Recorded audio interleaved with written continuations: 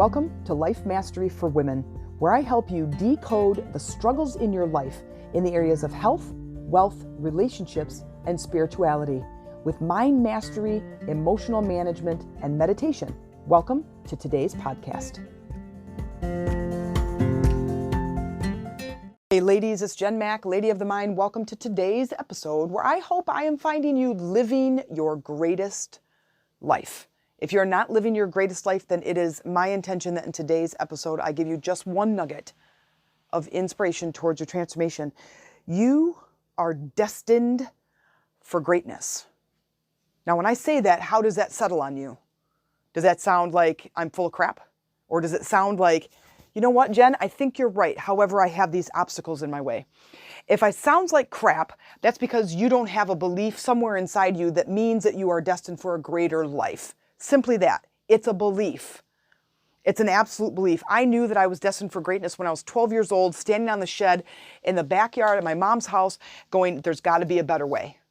And then I was destined to find that better way. And I have to tell you, there are so many people out there that have these, quote, secrets that they're willing to share, that there's a way to look at things, there's a way to work with things. And I believe that those secrets need to be shared.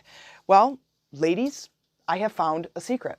I have stumbled on a secret that I've been using and working with the secret for many, many, many years that has led me to this successful, beautiful life that I now call my life.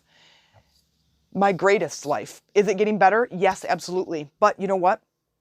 Every time we move in a direction, there's always going to be obstacles. So in my group coaching program, I call the ladies that are in that program women warriors. You know why I call them that? Because as a warrior, you get hired, let's say, to go on this quest, this journey. And in this quest, in this journey, you start to prepare. You don't just go. You don't just leave the kingdom and go on this quest to save the kingdom or save the queen or save whatever you're saving. You don't just go. You have to be prepared. So in this preparation, in my program, there are all of these tools to help you prepare for the obstacles. No matter what it is you're doing, losing weight, trying to feel better emotionally or physically, trying to make more money, have a better job, have better relationships, it doesn't matter. Every direction you go in that is a desire that you're moving towards, there's going to be obstacles. And those obstacles are these emotional, energetic bump ups. You're just going to bump against this capacity. I just talked about it in the last couple of episodes, but it's you're bumping up against the wall that is where your energy level is. And when I say energy, I mean this living life force that is moving through your body, that keeps you alive. It's your spirit, your soul, and it sometimes gets clogged up. So it's at this different level below the physical level. Your emotions are energy. So I don't mean like you have a bunch of energy. I don't mean it that, like your ability to do things at a physical level. I don't mean that. I just mean that it's this life force. And sometimes we get kinks in the hose, right? And when you are bumping up against some of these obstacles and we're hitting that resistance, this is when it is time for us to elongate, to stretch out, to expand in our capacity. And I talked about it in yesterday's podcast. We're talking about limiting beliefs, but I want to today talk about the willingness to look at things differently. Because what do you normally talk about? When you stand around with your friends or your spouse or your family, what do you guys normally talk about? Is it something generally positive or is it something generally negative? Most of the time, a lot of people are talking about things that are negative. And in my experience, when we talk about more negative, that's what we are perpetuating. We're getting more negative. We are communicating at this energetic level with the universe that says, hey, you know what? I want more negative in my life. Because once we start talking about negative things, we start to perpetuate that in our lives, don't we? We start to feel it in our body first. We start to feel crabby, agitated, irritated, annoyed, angry, and then we're perpetuating it. But what I want to do today is I want to help you to see the other side of the coin that we hardly ever look at. It's like a quarter that is laying face down on the desk, and you only look at the side that's showing up. It's the only side that is showing up is a physical world that is already made manifest, and you're not looking at the other side of things. So the other side of things is your greatness.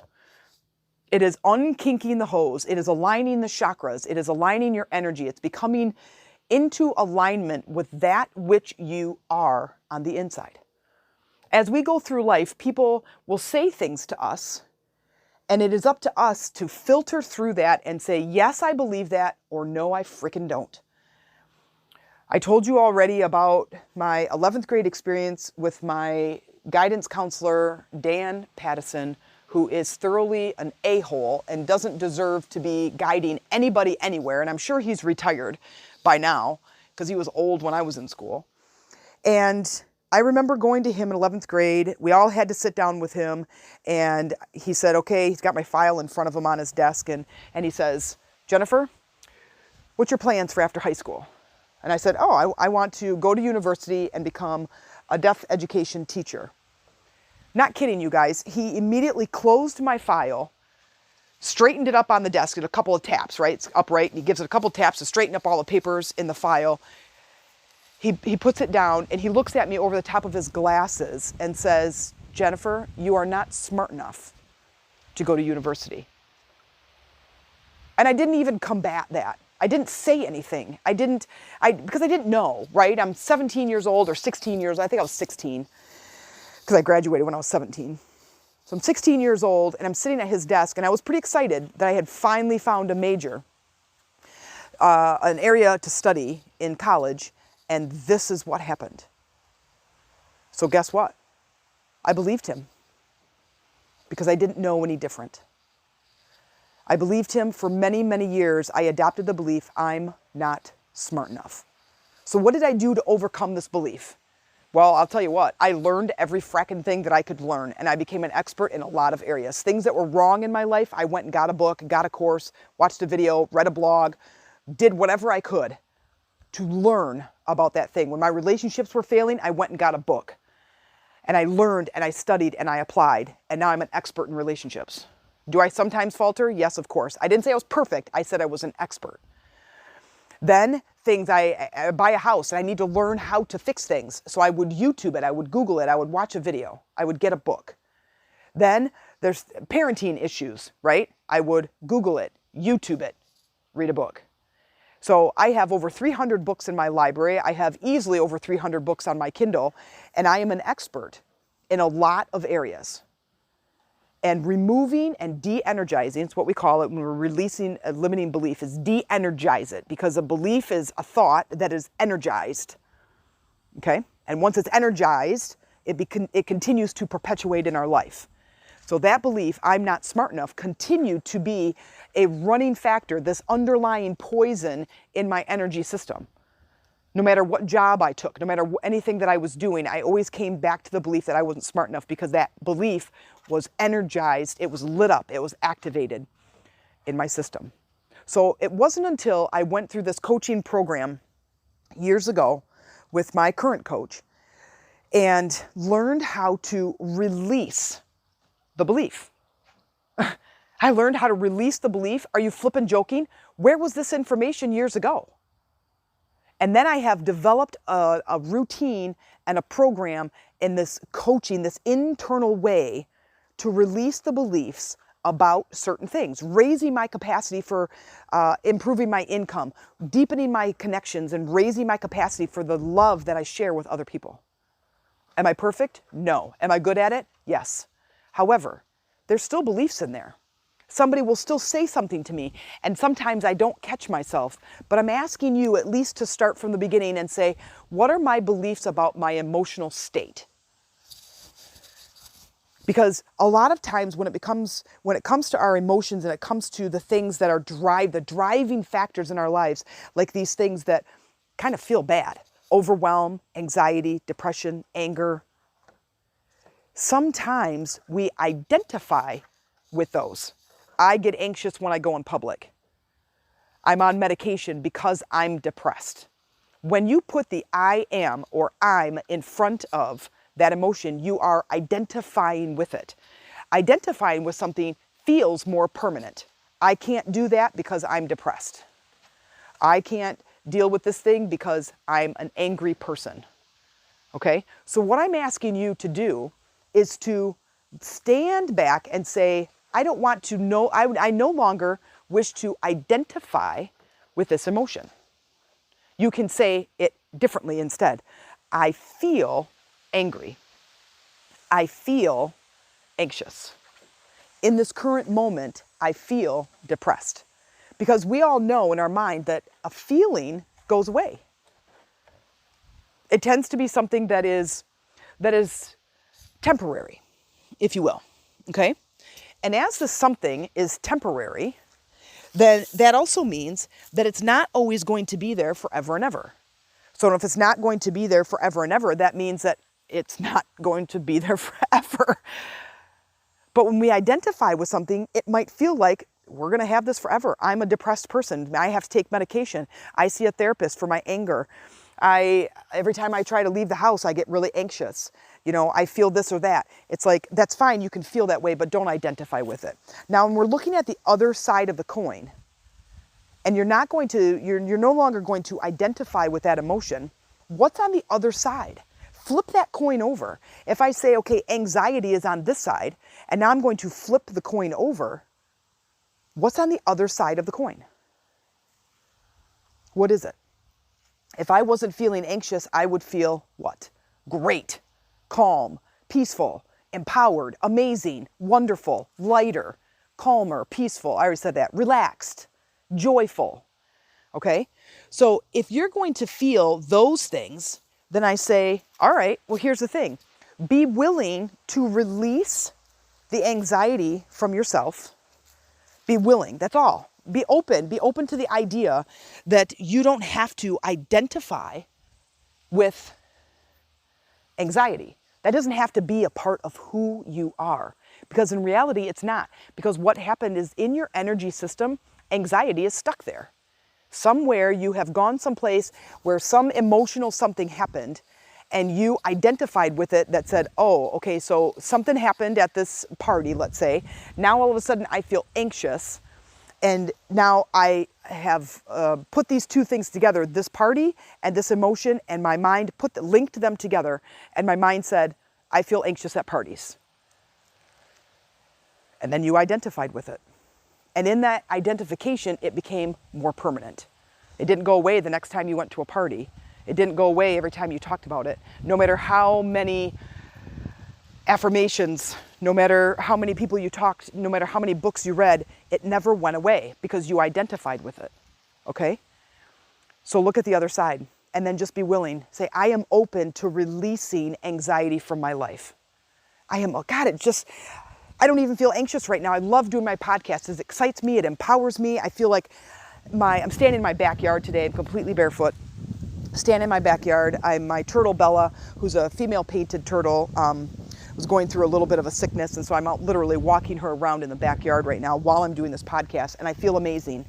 My energy is a little bit high. I'm not feeling as grounded, but I'm feeling pretty good. But I'm free. I have the hours, I have the time. I'm walking my turtle in the backyard, you guys, and it's a beautiful sunny day. It's 75, I think, today. Oh, it's 84. It's a little bit warmer. But listen, you are destined for great things. You are destined for happiness. You are destined for health. You are destined for freedom. You are destined for deeper connections with other people on the planet. You are destined for fun, abundance, a wonderful, joyous life. That is what is written on your spirit. Your spirit came to this planet to share, to explore, to expand. And you can't do that if you have these energy blocks in your system that are preventing you from living like that. And we all have them. We all end up getting them. We all do. I have them, but the difference between me and you is that I have ways to get rid of it. And that is what I'm offering you is a way to get rid of it. And get rid of it, I probably shouldn't say it like that because it doesn't become an emotional, it doesn't become a permanent thing. Sometimes it'll go, but you know what? What I do is I get rid of the trigger. So now we change the association. I can't say I get rid of the emotion, but I get rid of the trigger, which is better. Because you're still going to feel anxiety, which then what makes peace and calm so lovely is because you know what it feels like on the other side. You're still going to have anger, but you're going to get rid of the trigger. So then let's say you get really angry when cars pull out in front of you in traffic. I'm going to help you. You're going to do the work. I just do the coaching part. But I walk you through this process that helps you to eliminate the trigger. So next time you're in traffic, and someone pulls out in front of you, you're calm. It's no big deal. How about the going to a party? So I work with this one gal. I did some personal training, but I was coaching her, and I did like a personal training workout for her. And she said, well, some of those things I'm gonna have to do in the gym, right? And I said, well, yeah, if you wanna use the equipment. I said, but you don't have to. I mean, I can come up with a program, you could do it at home. And she goes, well, the gym makes me anxious. I hate the gym. The gym makes me anxious. And I said, well, do you want to overcome that? She goes, well, there's no way to overcome that. And I said, actually, that's what I do. So upon some further discussion, I said, do you want to be able to go to the gym? She goes, yeah, I do, but it makes me anxious. I said, okay. I said, are you willing to let that belief go? And she said, yes, because I do want to be able to go to the gym. We have a new gym with a pool and a basketball court and this little mini soccer court. I could take the kids there and this great workout space upstairs. I want to be able to go, but however, blank and blank. Okay. So one coaching.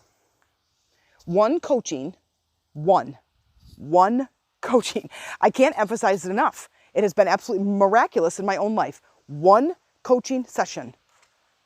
And she now can walk into the gym. Still. And this was 5 years ago.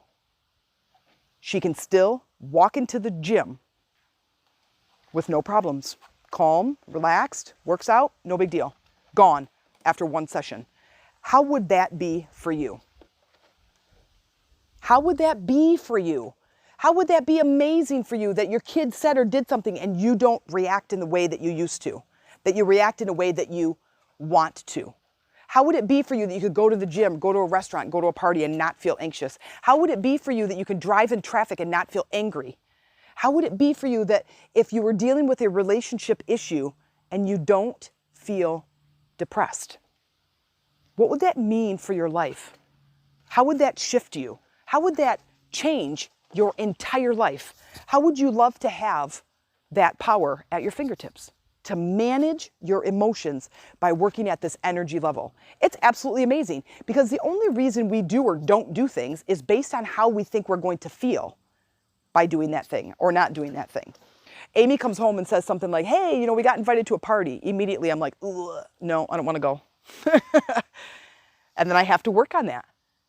Oh, I really want you to go. It's a work party and we're going to go biking and kayaking and we're going to go to these different brew pubs and I really want you to go because I want you to hang out with my people, the people I work with. They're all bringing their husbands and wives. I want you to go too. If I didn't know what I knew, if I wasn't able to release these beliefs that I have that, oh, meeting new people makes me nervous, makes me anxious. I'm anxious around new people, right? If I didn't know what I knew, you guys, I wouldn't have gone. And then I met new people because that emotion was going to stop me. Because we don't do things if it's going to give us a negative emotion, right? We want to stay in those relationships. So I have a friend who is a friend / sort of client who is going through a breakup and then a get back together and a breakup and a reunion and back and forth and back and forth. And every time she's on the outs of this relationship, she writes me and she's like, what should I do? And of course, the Jen version of me goes, oh my God, dump his ass because he's treating you like crap. And then there's the coach part of me, and I'll tell you why I choose what I choose. But then there's the coach part of me that says, don't say that, just respond with giving her the perspective shift, okay?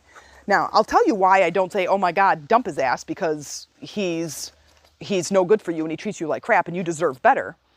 The reason I don't say that is, one, she's either going to get mad and not listen to me because people don't like to be told what to do, and now I've lost her as a potential client. Or two, if I tell her and she listens, but she goes on without learning the lesson, she's just going to repeat the lesson. And she'll just repeat the lesson with another person. She'll just get into another relationship. And I don't want to do that. I don't want to do that to somebody. I don't want to be that person. And I'm also not on this planet to tell anybody what to do. You are on your journey. I'm just going to put some maps and some direction and some brochures in your face to be like, hey, oh, this looks nice. Let's take a detour and go this way and get rid of our anger triggers. Oh, this looks really nice. Let's go over here into the happiness arena and just play in there for a little bit. But you get to choose. That's kind of the lovely part of the way I coach. I don't tell you what to do, but I tell you, I have more clients than I can count that come up to me and say, tell me what to do. I can't. That's not my job. That's not my job on this planet. Your job is to look for different perspectives, to shift and change and expand, to give yourself a chance at the greatest life possible. It's to give yourself a chance at the greatest life possible. That's what we deserve. That's what we're meant to do. And my job on this planet, for as long as I'm on this planet, is to help you get that. And if you need support, I have two offerings. I have one that is my Lady Rising group, where we have sister calls where they're conversations with other women who are going in the same direction or a similar direction. They're trying to feel better. They're trying to move along, and they're trying to let go of this baggage that is no longer serving them. They're trying to find more time in positive, uplifting emotions than the negative, heavy ones. Okay? That's what we're all trying to do. That's what we're all trying to do. And my only job is to create the pathway. My only job is to help you help yourself. Now, the other program I have is my group coaching program, which is brand new. Now, what's the difference between the two? They both have the community, they both have that camaraderie, and they both have the support. But the group coaching is going to take everything a level deeper, where we're going to go deep into you, deep into your energy, and we're going to help release all of those blocks. It's the most powerful thing I could ever offer the world. So I tell you this, if this is something you are even remotely interested in, please come to my Lady Rising group and book a call. Right here, you just go to Facebook, type in Lady Rising, tell them you came in through the podcast, book a call with me, and you could send me a message, or you could just tag me on the news feed and just say, hey Jen, how do I book a call with you? And I'll share the link with you. And you book a call with me. It's just a conversation. Tell me what you have going on. Share with me what is happening in your life, the struggles that you're facing. I want to get to know you. I want to understand where you're coming from. And then I want to be able to share just a little bit about the program and see if it's a good fit for you. And that's it. And it's just a conversation. I'm not a pressure salesman. I want my program to fit those who are ready for change, who are ready to see the other side of things, and who are open to flipping the coin over, who are not afraid to go, you know what? I am ready for happiness. I am ready to expand. What is it going to take? I'm standing on the edge and I'm ready for deeper connections. I'm ready to feel better. That's what I'm offering. So if this sits with you, go to our Lady Rising group. From here, you can just be a part of our sister calls, or you can take it a step further. If you're ready to completely shift your life and to completely improve and deepen your capacity for receiving, then book a discovery call with me.